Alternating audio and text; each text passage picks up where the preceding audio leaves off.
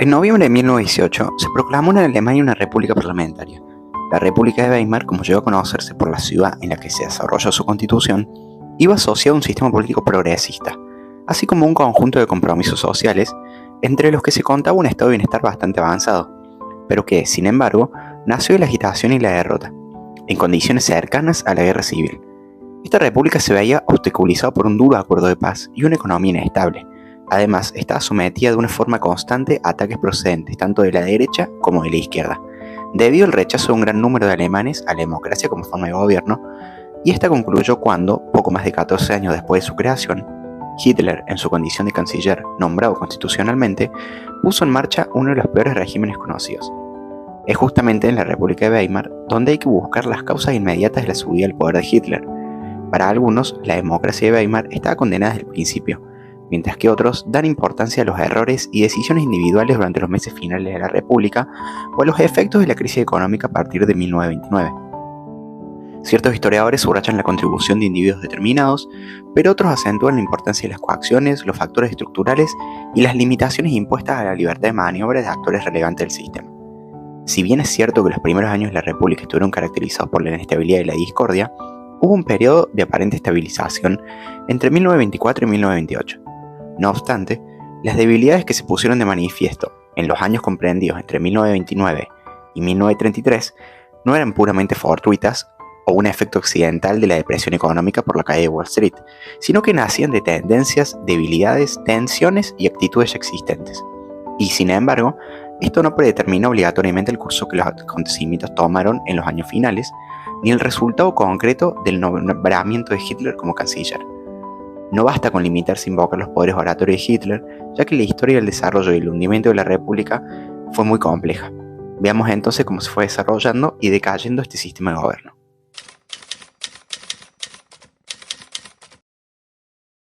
En el verano de 1918 ya era bastante obvio, incluso para los más fanáticos del nacionalismo, que Alemania había perdido la guerra. La idea de distraer los problemas internos, metiéndose en aventuras imperialistas en el exterior, no funcionó, y el país derrotado iba a tener que enfrentar todavía más tensiones sociales, no menos. Durante la guerra, algunas cosas que ya venían pasando se hicieron más fuertes. El capital se concentró más y grandes empresas empezaron a dominar los precios de los mercados, dejando afuera a pequeños comerciantes. La clase media baja se sentía cada vez más en peligro, mientras que los grandes empresarios salían fortalecidos. Pero al mismo tiempo, los trabajadores organizados también ganaron más poder. Para evitar huelgas y que la producción se frenara durante la guerra, el gobierno y las industrias tuvieron que ceder un poco. Mejoraron condiciones laborales y reconocieron a los sindicatos. Además, como faltaba mano de obra, muchas mujeres jóvenes entraron a trabajar en áreas donde antes no podían, lo que también generó cierta politización en la sociedad. En lo psicológico, la guerra dejó a la gente bastante golpeada, traumas, desorientación y dificultades para volver a la vida normal. También aumentó la dependencia del Estado, por ejemplo a través de subsidios y pensiones. A medida que la guerra llegaba a su fin, la tensión dentro de Alemania iba en aumento. Estaba claro que algo tenía que cambiar, no solo por las condiciones que ponía el presidente estadounidense Wilson, sino también por la presión interna y porque el ejército quería evitar quedar como responsable de una paz humillante. A fines de septiembre, los militares decidieron pasarle el poder a un gobierno civil, básicamente para que ellos cargaran con la culpa de la derrota. En octubre del 18, el príncipe Max von Baden fue nombrado canciller y se hicieron varias reformas. Cambios en el sistema electoral, mayor poder del parlamento y control civil sobre el ejército.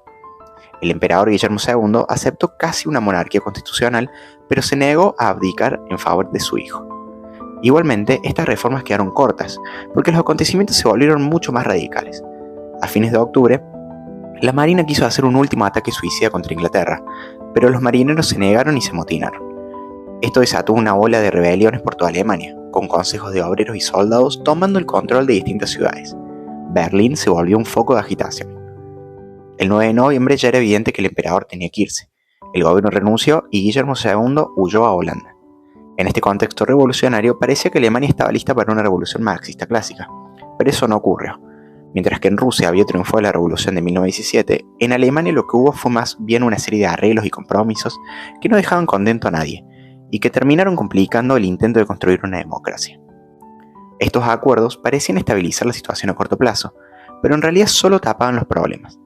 Además, la llamada revolución de 1918 fue más política que social. Se pasó del imperio a la república, pero las estructuras de poder, el ejército, jueces, burocracia y las élites siguieron casi igual. El 9 de noviembre, el poder pasó al líder socialdemócrata Friedrich Herbert. En medio del caos, Philipp Schleiman proclamó la república, pero había un montón de problemas urgentes. Terminar la guerra, controlar las revueltas, reconstruir la economía, asegurar la comida y crear una nueva constitución. Se hicieron dos acuerdos importantes. Uno fue el pacto Hedberg-Grüner, en el cual el ejército apoyaba al gobierno si éste frenaba a los grupos más radicales. El otro fue el acuerdo entre empresarios y sindicatos que estableció, por ejemplo, la jornada laboral de 8 horas. El nuevo gobierno también era un compromiso entre socialdemócratas moderados y más radicales, pero las diferencias no tardaron en aparecer. Los moderados querían elecciones y cambios graduales, los radicales querían transformaciones más profundas. Al final, los más radicales se fueron y el gobierno quedó en manos de los moderados. La situación seguía tensa, en enero del 19 hubo levantamientos en Berlín y estos fueron reprimidos. En este contexto muere Rosa de Luxemburgo. La división entre la izquierda moderada y radical siguió durante toda la República de Weimar. Mientras tanto, había violencia política constante con grupos armados de ambos lados. Muchos ex soldados se unieron a grupos paramilitares porque no lograban adaptarse a la vida civil. En 1919 se redactó una nueva constitución bastante avanzada. Incluía voto para mujeres y hombres, elecciones proporcionales y un presidente con mucho poder, incluso para gobernar por decreto en situaciones de emergencia. Ese mismo año se firmó el Tratado de Versalles, que fue muy duro para Alemania. Perdió territorios, colonias, redujo su ejército y tuvo que aceptar la culpa de la guerra y pagar reparaciones. Esto generó muchísimo enojo. Apareció el mito de que Alemania no había perdido en el campo de batalla, sino que había sido traicionada desde adentro. Este día se hizo popular entre los enemigos de la República. Entre 1919 y 1923 hubo de todo: intentos de golpe de la derecha, levantamientos de la izquierda, huelgas y mucha violencia. La justicia solía ser más dura con la izquierda que con la derecha. Además, la economía estaba muy mal. La inflación se disparó, sobre todo por la emisión de dinero para pagar gastos y resistir las presiones externas. La situación explotó en 1923, cuando la gente prácticamente perdió todo su dinero. El canciller Gustav Stresemann logró estabilizar un poco la situación con una nueva moneda y frenando la resistencia contra la ocupación del Ruhr. Ese mismo año, en Baviera, un grupo nacionalista intentó un golpe inspirado en el de Mussolini. Entre ellos estaba Adolf Hitler, líder del partido nazi. El intento fracasó y Hitler fue arrestado, aunque cumplió poco tiempo en prisión. Durante ese tiempo escribió Mein Kampf y decidió que en adelante intentaría llegar al poder por medios legales. En ese momento nadie imaginaba hasta dónde iba a llegar.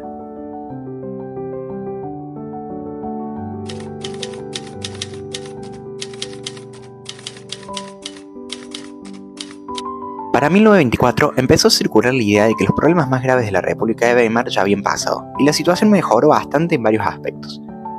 En noviembre del 23, Stresemann asumió como ministro de Asuntos Exteriores. Su política genera opiniones distintas, pero en general se reconoce que logró acomodar las relaciones de Alemania con los países de Europa Occidental, mientras dejaba abierta la cuestión de las fronteras en el este. Con el Tratado de Locarno, en 1925, Alemania, Francia y Bélgica acordaron no cambiar sus fronteras por la fuerza. También firmaron acuerdos con Polonia y Checoslovaquia, aunque esos no eran tan firmes. Gracias a todo esto, Alemania volvió a tener peso en la política internacional y en 1926 entró a la Liga de las Naciones. Ese mismo año se firmó el Tratado de Berlín, que reforzaba la relación con Rusia, algo que ya venía desde el Tratado de Rapallo en 1922. Básicamente, Alemania prometía mantenerse neutral si Rusia tenía conflictos. En cuanto a las reparaciones de guerra, el Plan Dawes de 1924 ayudó bastante. Organizó los pagos y permitió que la economía empezara a levantarse con ayuda de préstamos internacionales, sobre todo de Estados Unidos. En 1925, los franceses empezaron a retirarse del Ruhr y para 1927 ya no quedaban controles militares internacionales. También hubo cierto acercamiento económico entre Francia y Alemania participó de acuerdos internacionales, como el Pacto Kellogg-Briand. Después, el Plan Young redujo el total de las reparaciones y adelantó la retirada completa de las tropas extranjeras de Renania para 1930. En lo cultural, esta época fue muy movida. Alemania vivió un boom creativo importante. Surgieron ideas nuevas en ciencia, psicología, psicoanálisis y teoría social. También se popularizó el jazz. Crecieron el cine y la radio, y la cultura en general se expandió mucho. Pero no todos lo veían bien. Sectores conservadores pensaban que todo esto era una decadencia moral, criticando cosas como los cambios en el rol de las mujeres, el fumar o el uso de anticonceptivos. Mientras tanto, la izquierda criticaba las desigualdades del capitalismo y la derecha atacaba lo que veía como una sociedad desordenada y en decadencia. En lo social, al principio de la República hubo varios avances importantes: mejores salarios, condiciones laborales y la jornada de 8 horas. También se empezó a hablar de democracia económica y se impulsaron políticas sociales como viviendas y subsidios por desempleo. Pero no todo fue mejora. En 1923, durante la crisis, muchos empresarios dieron marcha atrás con algunos acuerdos, como la jornada laboral. Desde ahí los sindicatos fueron perdiendo fuerza, afiliados y poder, y cada vez dependían más del Estado para resolver los conflictos. Los empresarios, por su parte, también empezaron a ponerse en contra del sistema de Weimar. Por ejemplo, en una huelga en el Ruhr en 1928, quedó claro que querían sacarse de encima un Estado que intervenía mucho. Además, incluso en los años buenos, la economía alemana era bastante frágil, porque dependía mucho de préstamos de Estados Unidos. Si a Estados Unidos le iba mal, Alemania también caía. En lo político, aunque parecía que todo estaba más tranquilo, en realidad no había mucho apoyo real al sistema. En 1925 fue elegido presidente von Hindenburg, un viejo militar muy conservador, lo que mostraba que mucha gente quería volver a la Alemania imperial. Desde mediados de los años 20, Hindenburg, junto con Kurt von Schleicher, empezó a pensar en formas de gobierno más autoritarias, dejando de lado al Parlamento y a los socialdemócratas. Además, el sistema político era complicado, había muchos partidos pequeños y con la representación proporcional era muy difícil que algunos lograran una mayoría. Eso hacía que los gobiernos fueran débiles e inestables. A partir de 1929, la democracia de Weimar empezó a recibir golpes cada vez más fuertes en un contexto complicado. Desde 1930, más que preguntarse si iba a caer, la duda era cómo iba a ser ese derrumbe.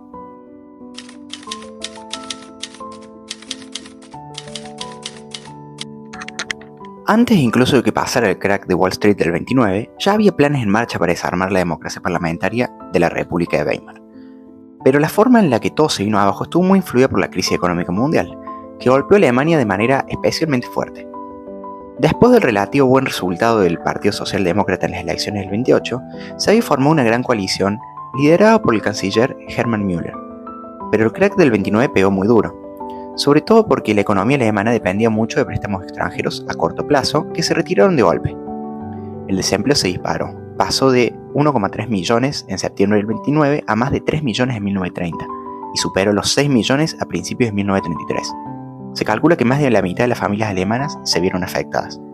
Esto tuvo varias consecuencias, pero la más inmediata fue la caída del gobierno de Müller, que no logró ponerse de acuerdo sobre el tema del subsidio al desempleo. Cada vez más gente sin trabajo, ya no alcanzaban los fondos para mantener los niveles de ayuda establecidos en 1927. Era imposible llegar a un acuerdo porque sindicatos, empresarios y partidos políticos tenían posturas muy distintas y bastante rígidas. Así que en marzo del 30 se abandonó la idea de gobernar con apoyo del Parlamento y se formó el primer gabinete presidencial, que básicamente gobernaba dejando de lado la democracia. El gobierno de Heinrich Brüning, que asumió en 1930, ya venía siendo pensado desde 1929 como parte de una estrategia para sacarle poder al Parlamento y devolvérselo a las viejas élites, el ejército, la burocracia y los grandes grupos económicos, bajo un sistema más autoritario. Desde entonces empezó a usar cada vez más el artículo 48 para declarar estados de emergencia, mientras el Parlamento tenía cada vez menos peso. Brüning aplicó una política económica bastante dura, deflacionaria, que, junto con seguir pagando las reparaciones, buscaba empeorar la situación a propósito para presionar por una revisión de esas deudas. Esto finalmente llegó a la moratoria de Hoover en 1932, que puso fin a las reparaciones. Pero mientras tanto, la situación política interna, que ya era frágil, se deterioró mucho más. Entre 1930 y 1933 se combinaron dos elementos que terminaron condenando a la República. Por un lado, los ataques al sistema parlamentario por parte de las viejas élites, que ya venían desde antes, y por otro, el crecimiento de un nuevo movimiento de masas que en medio de la crisis logró atraer a muchísima gente con el liderazgo carismático de Hitler. Después de salir de prisión, Hitler había reorganizado el partido nazi en 1925. Durante los años siguientes, el partido fue creciendo y expandiéndose más de su base en Baviera, sumando apoyos en distintas regiones y sectores sociales. Aunque tenía más fuerza en el norte y el este de Alemania, también empezó a atraer a profesionales, sectores de la clase media alta y, en menor medida, a trabajadores no tan organizados. En las elecciones de 1928, el partido nazi apenas había sacado un 2,6% de los votos, es decir, 12 escaños. Pero en las elecciones de septiembre de 1930 dio un salto enorme y se convirtió en el segundo partido más grande del Parlamento, con 107 diputados. Con el derrumbe de los partidos del centro y el crecimiento de los extremos, ya no había forma de armar una mayoría estable. El gobierno de Brüning cayó en parte por su mala gestión económica, especialmente tras la reelección de Paul von Hindenburg, en la que Hitler sacó un tercio de los votos. Una figura clave de todo este proceso fue Franz von Papen, quien levantó la prohibición sobre las SS, el grupo paramilitar nazi, y luego usó la violencia como excusa para intervenir el gobierno de Prusia, dominado por los socialdemócratas. En las elecciones de julio del 32, los nazis lograron 230 escaños, y junto con los comunistas, que tenían 89, formaban una mayoría claramente antiparlamentaria. En agosto, Hitler rechazó el cargo de vicecanciller que le ofreció Hindenburg, lo que generó dudas incluso dentro de su propio partido. En septiembre, el gobierno de von Papen perdió una votación clave en el Parlamento por una diferencia enorme. Mientras tanto, distintos sectores, militares, empresarios, políticos conservadores, estaban buscando formas de eliminar el sistema parlamentario y volver a concentrar el poder en las viejas élites. Para el otoño del 32, la situación era muy tensa. Desempleo altísimo, violencia en las calles entre grupos de derecha e izquierda, un parlamento completamente bloqueado y una izquierda dividida que no lograba unirse contra el nazismo. Alemania estaba al borde de una guerra civil. Y sin embargo, lo curioso es que el golpe final a la democracia llegó justo cuando la economía empezaba a mejorar un poco, y el apoyo a los nazis empezaba a bajar.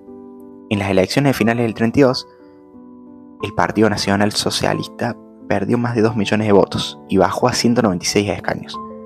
Seguía siendo el partido más grande, pero no le alcanzaba para gobernar solo. Kurt von Schleicher fue canciller por un corto tiempo, entre finales del 32 y comienzo del 33, e intentó conseguir apoyo de los sindicatos, pero sus planes generaron desconfianza tanto en empresarios como en sectores rurales, y tampoco logró apoyo dentro del propio partido nazi. Al final quedó claro que no podía estabilizar la situación.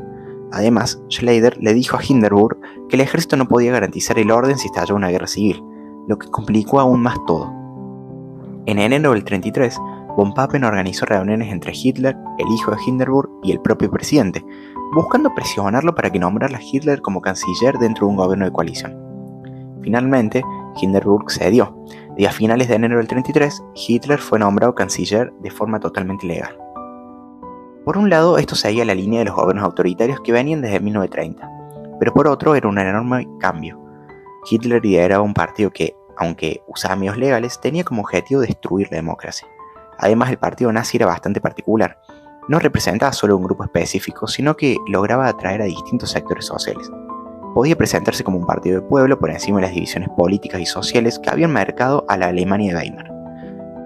Su ideología era bastante amplia y adaptable, anticapitalista, anticomunista, nacionalista, racista, lo que le permitía atraer a distintos públicos. Sumado a eso, el uso de la propaganda, actos masivos y la figura carismática de Hitler lo hacían muy potente.